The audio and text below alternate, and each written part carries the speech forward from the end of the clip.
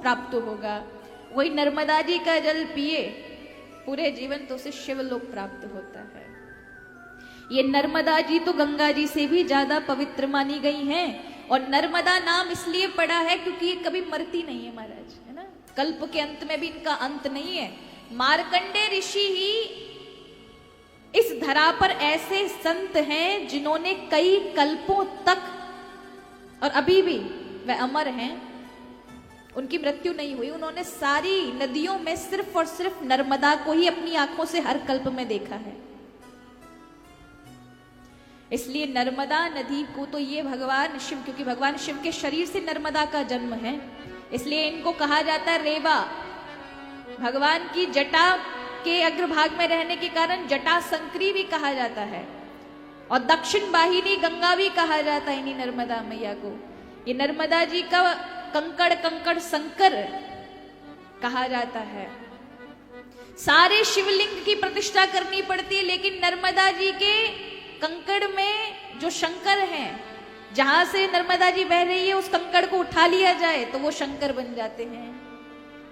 और भगवान शिव ने तो नर्मदा जी को ये वरदान दिया हुआ है कि कोई तुम्हारे में अस्थियां बहाएगा, उसकी अस्थियां पाषाण यानी पत्थर बन जाएंगी, और वो पत्थर मेरा स्वरूप हो जाएगा। कोई भी उठाकर पूजेगा मेरा फल प्राप्त होगा, यानी अस्थि हड्डियां पत्थर बन जाएंगी।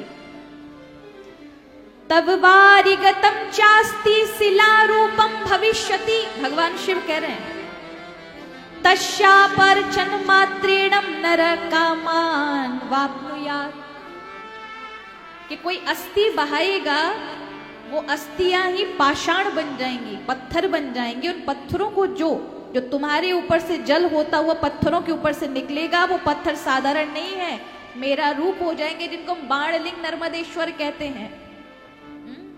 और वो पूज्य बिना प्रतिष्ठा के निराकार रूप में पूजे जाते हैं महाराज।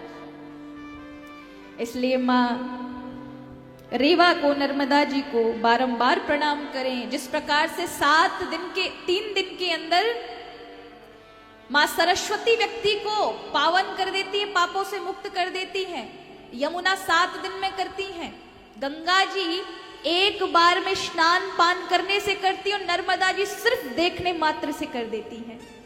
ये नर्मदा मैया महाराज सविंदु सिंधु सुस्खल तरंग भंग रंजितम तिषत् सुपाप जाति जाति कार्यवारी संयुतम कृतांत दूत काल भूत भीत हारि नर्मदे त्वदीय पाद पंकजम नमामि देवी नर्मदे।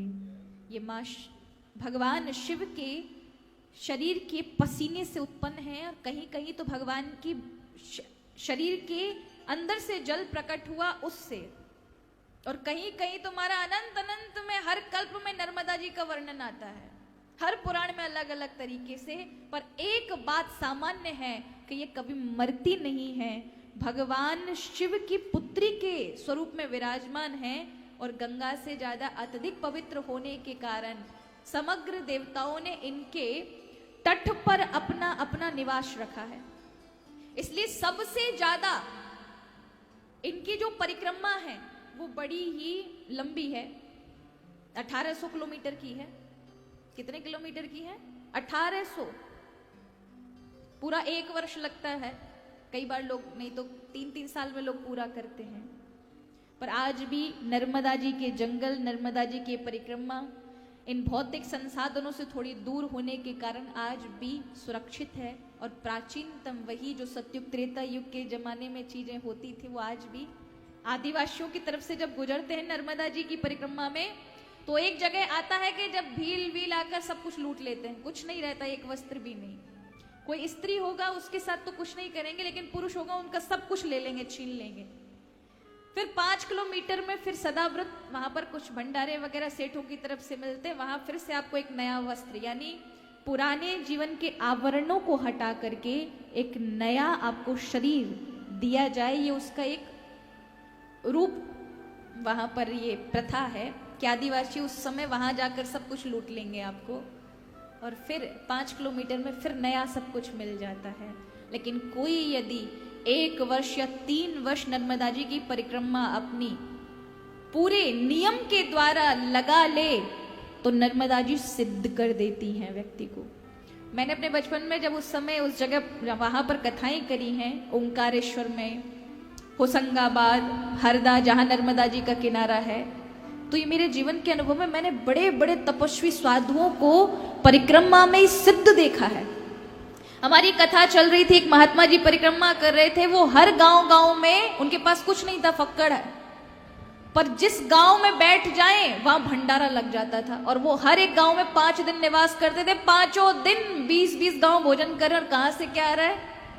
पर वो भी बड़ी सिद्धियां भी खतरनाक होती है महाराज। एक महात्मा जी को हमने देखा कि वो 5-5 दिन रुकते थे हर गांव में, सब लोग उनके दर्शन करने जाते थे, बस वो उठा के जो दे दें वही माला माल हो जाए। पर उनकी सिद्धियां ऐसी खराब हुई महाराज, ये दुनिया है ना हमारा, लूट लेती है। संतों को इसी से बचना चाहिए, पर वो नहीं बचा सके अपने को, तो उनके पास केवल एक लंगोटी थी और इतनी सिद्धियां थी, इन दुनिया वालों ने जाकर के 6 महीना उनको ढंगते ना महाराज चैन से रहने दिया। किसी ने गाड़ी दे दी, किसी ने चैन दे दी सोने की, किसी ने 5-5 अंगूठियां दे दी। महात्मा जी जो लंगोटी में थे वो एकदम सेठ बन गए, और बीच में से परिक्रमा छूटी। और एक बार वो हमारी कहीं कथा थी तो लौट कर आए, हमने कहा महात्मा जी आप ये क्या बन गए। पर वो महाराज, उनके पास वो सिद्धि नहीं रही ना। नर्मदा जी को जो किसको प्राप्त होती है, रास्ते में ये सिद्धियां मिल जाती हैं, लेकिन जो पूरी परिक्रमा कर लेता है तो वो सिद्ध बन जाता है, फिर उसको कोई डवाडोल नहीं कर सकता। इसलिए आज भी बड़े बड़े त्यागी, तपस्वी, सिद्ध महात्मा नर्मदा की भूमि में मिलते हैं, और वैरागी, त्यागी महात्मा गंगा की भूमि में मिलते हैं, और भक्ति से ओत प्रोत महात्मा यमुना की धरती में मिलते हैं महाराज। प्रेमी महात्मा, ये इन तीर्थों का अपना महत्व है।